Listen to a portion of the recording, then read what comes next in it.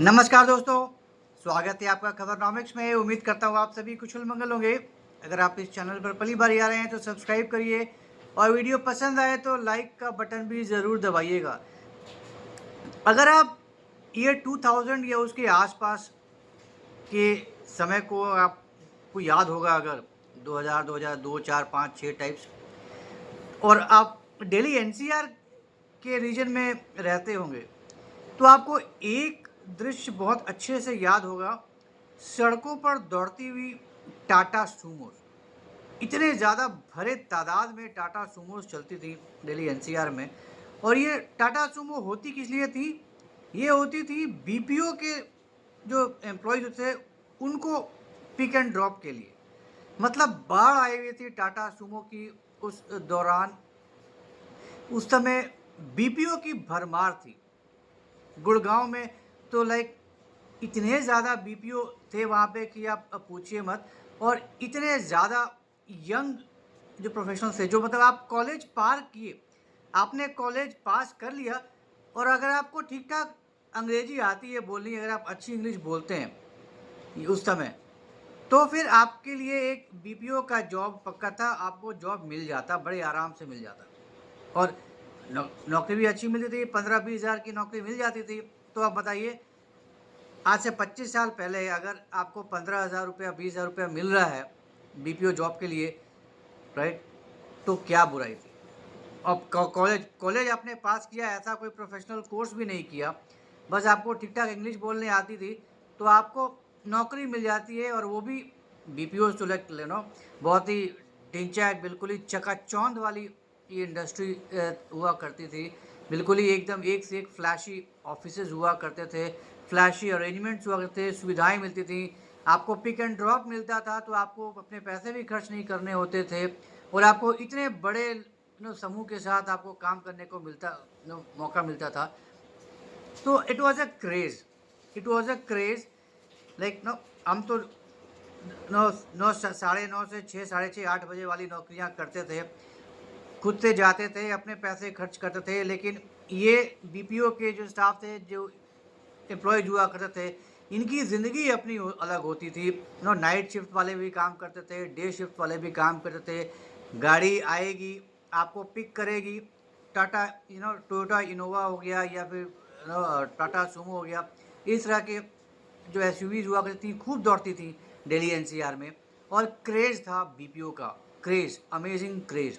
मतलब जो बड़ी बड़ी एमएनसीज हुआ करती थी, अमेरिकन एमएनसीज, ब्रिटिश एमएनसीज, ये अपने कॉल सेंटर्स खोलते थे इंडिया में, राइट।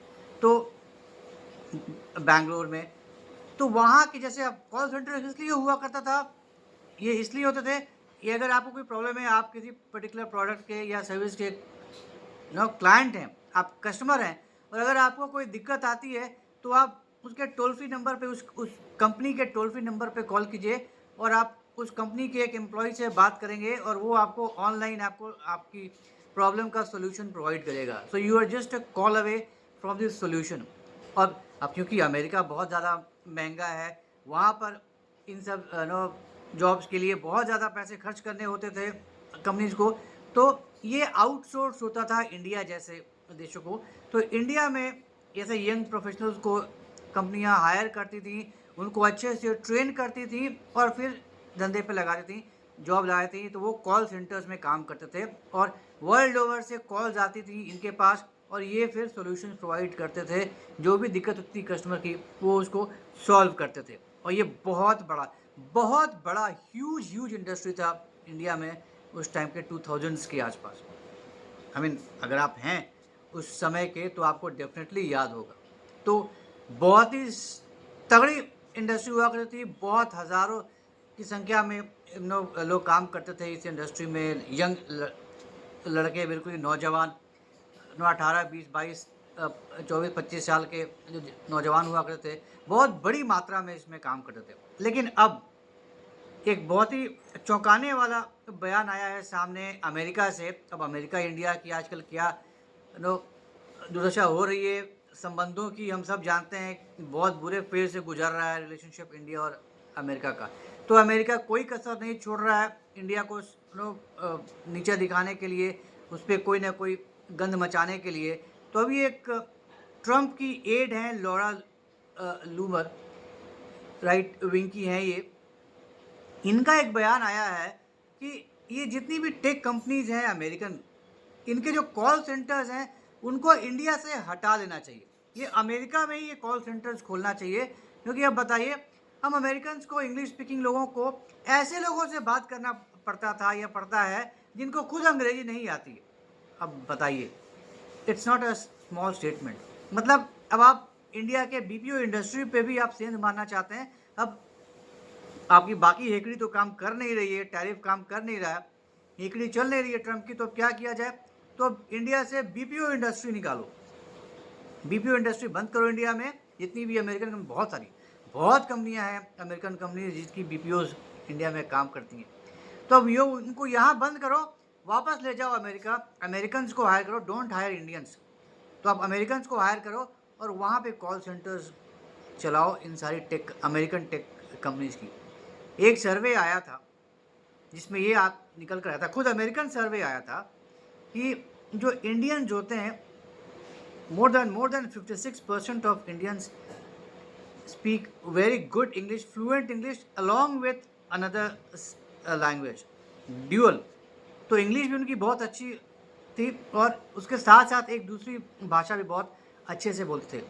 अमेरिकन जो थी पॉपुलेशन, उसमें बहुत ही हद से ज़्यादा लो परसेंटेज था जो ढंग की इंग्लिश बोलती थी। I mean being English speaking nation, वहाँ के अपने लोगों को ढंग से इंग्लिश बोले नहीं ऐसी, अमेरिकन से भी अच्छी इंग्लिश बोलते थे इंडियंस। तो ये अमेरिकन ही सर्वे था जो ये पोल खोलता है कि आपके अमेरिका में खुद अमेरिकन को इतनी अच्छी अंग्रेजी नहीं आती जितनी अच्छी अंग्रेजी इंडियंस बोलते हैं। लेकिन उसके बावजूद इस तरह के कमेंट्स कि हमें ऐसे लोगों से बात करना पड़ता था जिनको खुद अंग्रेजी नहीं आती है। तो अब इट्स अ रेटोरिक, कुछ ना कुछ तो बकवास करना ही करना है, माहौल बना हुआ है तो लाइमलाइट में आना है तो बकवास करो और ट्रंप को खुश करो। वही बकवास कर रहे हैं आजकल, तो उसी में आग में घी डालने का काम करो। तो ये इस तरह के जो नेता हैं, टुटपुंजिए नेता हैं, कोई नहीं जानता, ये ऐसे बयान करके लाइमलाइट में आना चाहते हैं, फोकस में जाते हैं, दुनिया की नज़रों में आना चाहते हैं। अब पता नहीं ट्रंप को ये बात पसंद आ जाए और फिर इस बात को लेकर कुछ नया शगुफा मार दें, यू नेवर नो, क्योंकि आजकल तो हाईली अनप्रिडिक्टेबल हो रखे हैं ट्रंप, कब क्या बकवास कर देंगे पता नहीं। एक तरफ तो आग उगलते रहते हैं और अभी जब देख रहे हैं कि कुछ नहीं चल रहा है, इंडिया चाइना रशिया की तरफ जा रहा है, वी आर लूजिंग और I think we have lost India, एक दिन ये खबर आती है और फिर दूसरे दिन बयान आता है और India is a very very good friend of America, Modi is a very good friend of mine, फिर से वापस वही राग अपना शुरू। तो मोदी जी इतने बेवकूफ़ नहीं है कि आपके ये सब टेंट्रम्स को, ये सब जो नौटंकी कर रहे हैं, आपकी ये नौटंकी को समझ नहीं रहे हैं। मोदी जी बहुत अच्छे से समझते हैं आपको, आपके रग से वाकिफ़ है मोदी जी। तो जो करना है, जो बकवास करना है करना, the damage has been done.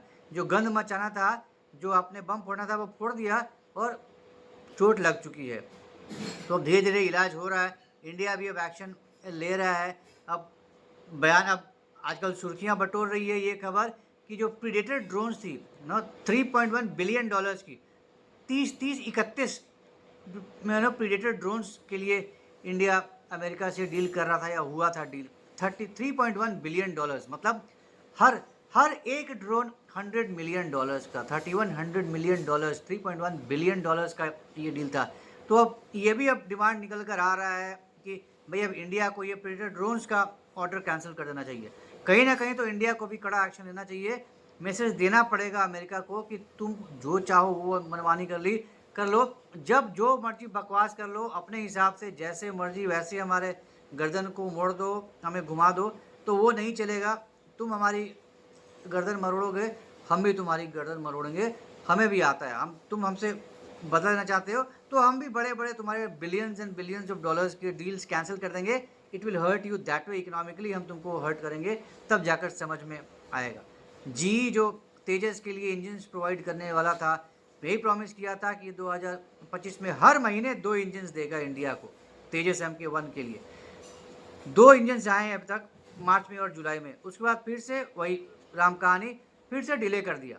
अब नहीं आ रहा है, अगस्त में नहीं आया, सितंबर का भी कमिटमेंट नहीं है।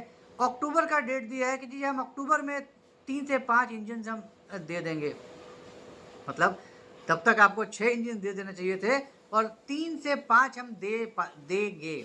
अभी भी पता नहीं है, श्योरिटी नहीं है, गारंटी नहीं है।